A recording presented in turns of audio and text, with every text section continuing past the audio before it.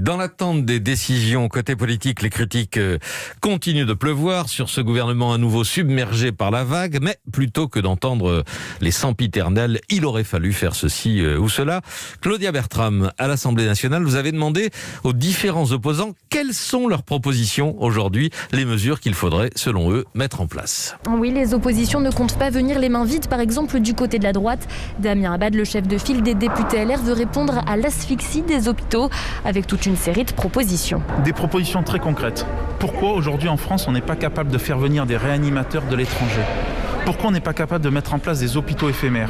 Pourquoi on n'est pas capable que des infirmières aient un rôle et une fonction d'interne quand elles le peuvent et de former aussi ces internes qui ont eu déjà des expériences de réanimation pour augmenter nos capacités hospitalières de réanimation ? Les Insoumis, eux, vont une nouvelle fois mettre sur la table les propositions qu'ils avaient déjà formulées lors de la première vague.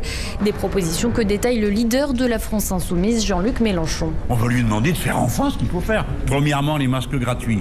Deuxièmement, nationaliser Famar et Luxfer pour qu'on puisse disposer de ce dont on a besoin. Troisièmement, commencer, mettre en place les conditions d'un pôle public du médicament.